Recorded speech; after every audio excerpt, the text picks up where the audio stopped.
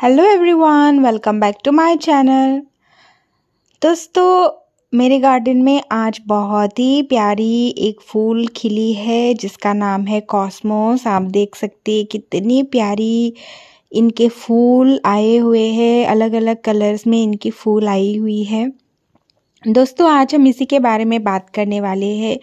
इसे कहते हैं कॉस्मोस या विंटर कॉस्मोस की प्लांट, और ये विंटर में ग्रो करती है और ये बहुत ही खूबसूरत प्लांट है। आप देख सकते हैं मेरे पास ये दो कॉस्मोस की प्लांट है। दो पॉट में मैंने कॉस्मोस की ये जो प्लांट है मैंने लगाई है। पहली वाली प्लांट मैंने लगाई है ये वाली जो बड़ी सी घर में पड़ी हुई थी कंटेनर जिसमें हम चावल वगैरह रखते थे, तो ये थोड़े से ख़राब हो गए थे तो मैंने इसी में इसे लगा दिया है। इसकी हाइट आप देख सकते हैं, ये काफ़ी अच्छी इनकी जो पॉट है वो बन चुकी है, तो इसे मैंने यहाँ पे लगाया है।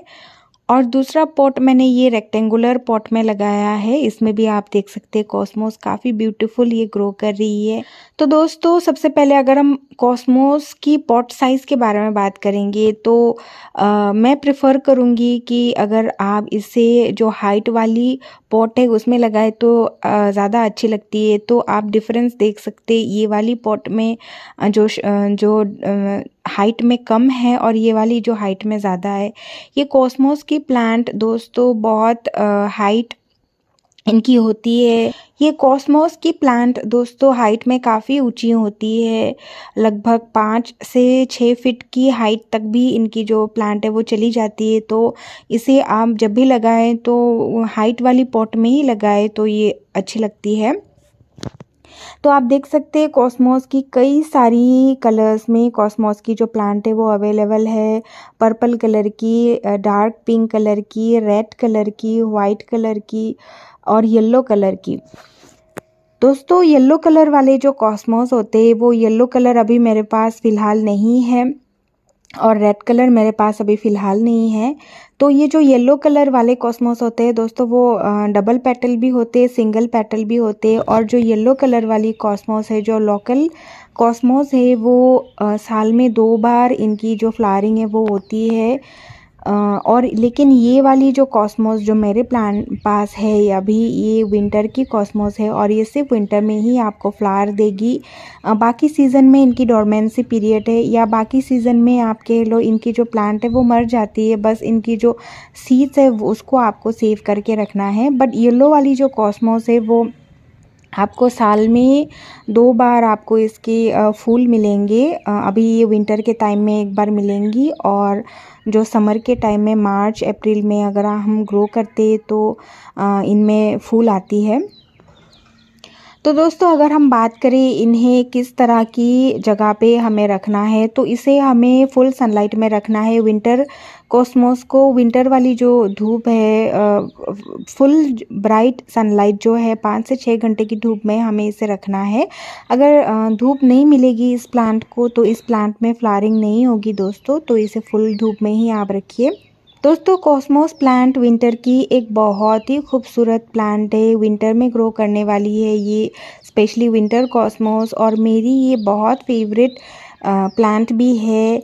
इसके कई रीज़न है दोस्तों। सबसे पहली रीज़न तो ये है कि अगर हम ये जो कॉस्मोस होते हैं वो इतने पॉलिनेटर्स को अट्रैक्ट करते हैं, जैसे कि बीज हो गया, बटरफ्लाई हो गया, या फिर बाकी जो इंसेक्ट्स जो पॉलिनेशन में हेल्प करती है। तो ये प्लांट के आसपास हमें तितलियाँ या तो मधुमक्खी हमें दिखती रहती है। तो इससे क्या होता है दोस्तों, पॉलिनेशन जो होते हैं, जैसे कि मेरे पास कुछ सब्जियां भी मैंने लगाई है इसके पास में, तो ये सब्जियों की पॉलिनेशन में भी हेल्प कर। तो ये बहुत ही खूबसूरत और ये बहुत ही यूज़फुल प्लांट है। इसे आप जब भी लगाए, अगर आप कुछ सब्ज़ी वगैरह लगाते हैं तो इसे इसके पास में ऐसे वाली प्लांट ऐसी वाली फ्लावरिंग प्लांट्स आप लगाए जिसमें बटरफ्लाइज आए पॉलिनेशन में, जिसमें आपको मदद मिले। दोस्तों अगर हम इसकी मिट्टी की बात करते तो इसे एक वेल ड्रेन सॉइल चाहिए होती है। हालांकि ये फ्लावरिंग प्लांट है, लेकिन फ्लावरिंग प्लांट होने के बावजूद भी ये एक ऐसा प्लांट है जो हैवी फीडर फर्टिलाइज़र प्लांट नहीं है। ये किसी भी टाइप की सॉइल में चल जाती है। बस इसका जो सॉइल है वो वेल ड्रेन होना चाहिए, मॉइस्ट होना चाहिए। इनमें हमें ओवर वाटरिंग नहीं करनी, अंडर वाटरिंग भी नहीं चाहिए इस प्लांट को। और इसकी जो मिट्टी की कंपोजिशन है वो नॉर्मल जैसे ज़्यादातर प्लांट्स के लिए हम लगाते हैं, एक हिस्सा खाद का, एक हिस्सा गार्डन सॉइल का और एक हिस्सा रिवर सैंड का, वैसा हम मिला के लगा सकते हैं। बहुत ज़्यादा फर्टिलाइज़र की इस प्लांट को ज़रूरत नहीं है या बहुत ज़्यादा कंपोस्ट की भी इस प्लांट को ज़रूरत नहीं है। ये इजी टू ग्रो प्लांट है दोस्तों। अगर हम इसकी प्रोपगेशन के बारे में बात करें तो इसकी जो प्रोपगेशन है वो बीज से हो जाती है और कटिंग से, दोनों तरीके से इनकी प्रोपगेशन हो जाती है। बट बीज से अगर हम ग्रो करते हैं तो ज़्यादा अच्छी होती है। तो इसके सूखे फूलों से इनकी बीज निकलती है। जैसे ये सारे फूल अभी जब सूख जाएंगे इनके ये फूल, तो इन्हीं में से बीज निकलेंगी और इसी बीज को हम नेक्स्ट विंटर के लिए सेव करके रख सकते हैं। नेक्स्ट विंटर में हम इसकी बीज को लगा सकते हैं। और अगर आपकी अर्ली फ्लावरिंग हुई है तो आप इसी टाइम में, इसी विंटर में इसकी बीज को फिर से आप ग्रो कर सकते हैं। तो इसे प्रोपगेट करना भी काफ़ी इजी है। जैसे कि मेरे पास देखिए दोस्तों, ये येलो कॉस्मोस की बीज है। ये इसमें सिंगल पेटल और डबल पेटल, जो कि मेरे पास येलो कॉस्मोस नहीं थी, तो मैं कल अपने कलीग के घर में जा रही थी तो रास्ते से मुझे एक कॉस्मोस की प्लांट मिल गई थी। मैं वीडियो करना भूल गई थी इसकी, तो वहीं से मैं इनके जो सूखे फूल है वहाँ से ये कुछ सीड्स लेके आई हूँ। तो आज मैं इसी सीड्स को ग्रो करके दिखाती हूँ, बताती हूँ कैसे हम कर सकते हैं इसे। बहुत सिंपल सा मेथड है दोस्तों। हमें बस सॉइल लेनी है जो वेल ड्रेन वाली सॉइल, मॉइस्ट सॉइल जिसमें पानी ना ठहरे, वैसी वाली सॉइल लेनी है। जैसे एक हिस्सा खाद का, एक हिस्सा मिट्टी का और एक हिस्सा रिवर सैंड का, वैसे वाली सॉइल हम ले लेंगे। मैंने ऑलरेडी तैयार करके रख दी थी। तो ये वाली जो मिट्टी है इसमें सिंपली हम जो सीड्स है इन्हें हम इस तरह से रख देंगे। रखने के बाद ऊपर में थोड़े से हम सॉइल और डाल देते हैं। इसके बाद हम इसमें पानी डाल देंगे। तो इसी से इनकी जो बीज से ही ये ग्रो करते ही दोस्तों, बीज से ही ये ग्रो हो जाएंगी। लगभग 7 to 8 डेज़ में इनकी जो छोटी छोटी सीडलिंग्स है वो निकलेंगी। तो इसी तरह हम इसे प्रोपगेट कर सकते हैं, बहुत इजी है।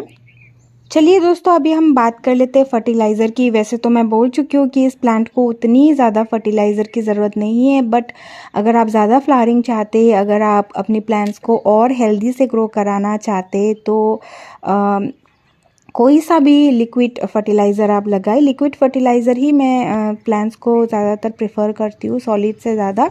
तो कोई भी लिक्विड फर्टिलाइज़र आप लगाएं। फ़िलहाल मैंने मस्टर्ड केक की लिक्विड फर्टिलाइज़र तैयार करके रख दी थी कल ओवरनाइट में, तो मैं ये लगाने वाली हूँ। तो आप काउडंग का भी लिक्विड फर्टिलाइज़र लगा सकते हैं। कोई भी ऑर्गेनिक लिक्विड फर्टिलाइज़र आप इसमें लगा सकते हैं। ऑनियन पील, एग शेल, कुछ भी आप लगा सकते हैं। तो मैं ये सबसे ज़्यादा इफ़ेक्टिव मस्टर्ड केक और काउडंग की लिक्विड होती है इस प्लांट के लिए। तो ये वाली मस्टर्ड केक लिक्विड फर्टिलाइज़र जो मैंने रेडी की हुई थी वो मैं थोड़ा थोड़ा सा डाल देती हूँ। इस तरह से हम डाल देंगे और इस प्रोसेस को हम महीने में 2 बार रिपीट करेंगे। 15 से 20 दिन में हम इस फर्टिलाइज़र को देते रहेंगे, थोड़ा थोड़ा सा ही देना है। और दोस्तों, जैसे मैं हमेशा ही अपने वीडियोस में बताती हूँ, जब भी हम मस्टर्ड केक लिक्विड फर्टिलाइज़र को लगाते तो हमें इसे 1:10 की रेशियो में डाइल्यूट कर लेना है। जैसे अगर हमने 1 ml की मस्टर्ड केक ली है तो हमें 10 ml इसमें पानी मिलाना है। 1 ml 1:10 के रेशियो में हमें ऐसे इसे मिक्स करना है, डाइल्यूट करना है। पानी हमें 10 ml देना है अगर हमारी मस्टर्ड केक 1 ml है तो। क्योंकि ये mustard cake liquid fertiliser, mustard cake थोड़ी सी स्ट्रॉन्ग होती है फर्टिलाइज़र, तो हमें इस तरह की डाइल्यूट करके हर 15 से 20 दिन में देनी है इन प्लांट्स को। तो इनमें ज़्यादा फूल आएंगी, ज़्यादा अच्छे से ये ग्रो करेंगी, हेल्दी ग्रो करेंगी। और अगर हम बात करते इन्फेस्टेशन की, माइट्स अटैक की, तो उतनी ज़्यादा इस प्लांट को होती नहीं है। मिलीबग्स वगैरह मैंने तो देखी नहीं है, मेरे प्लांट में नहीं लगी है अभी तक। मगर अगर लग जाए कभी आपके प्लांट्स में कुछ भी पाउडरी मिल्ड्यू या वगैरह कुछ भी अगर ब्रांच में या पत्तों में लग जाए तो आप नीम ऑयल का स्प्रे कर दीजिए। नीम ऑयल आप ऑर्गेनिक बना सकते हैं, नीम को बॉईल करके बस इनकी जो पानी है उसे आप स्प्रे कर दीजिए, तो आपको इंसेक्ट अटैक वगैरह नहीं होंगी इन प्लांट्स में। और मैं बताना चाहती हूँ कि हम कॉस्मोस की प्लांट को किस तरह बुशी बना सकते हैं। हमें बुशी बनाने के लिए हमें 2 हाथों से हमें पिंचिंग करनी है। ये देखिए मेरी इस फूल को अगर हम इस तरह से पिंचिंग कर लेते हैं, इस तरह की हमें पकड़नी है और पिंचिंग करनी है। तो पिंचिंग करने से इनमें जो ब्रांचेस है वो ज़्यादा आएंगी और ज़्यादा ब्रांचेस से ज़्यादा फूल बनेंगी, तो ये प्लांट बुशी हो जाएगी। वैसे तो ये हाइट वाली प्लांट है, फिर भी अगर आप इसे बुशी बनाना चाहें तो इस तरह आप पिंचिंग कीजिए।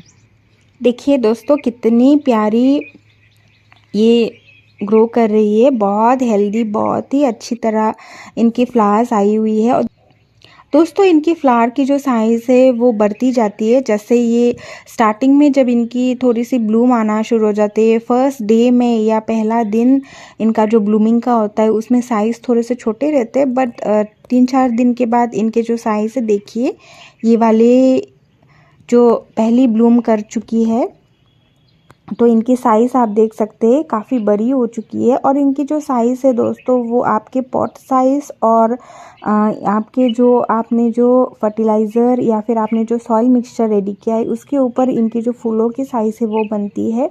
तो इसीलिए अगर आपको फूलों के साइज़ बड़े लाने हैं कॉस्मोस में तो आपको पॉट साइज़ और जो सॉइल मिक्सचर है वो आप ठीक से रखिए।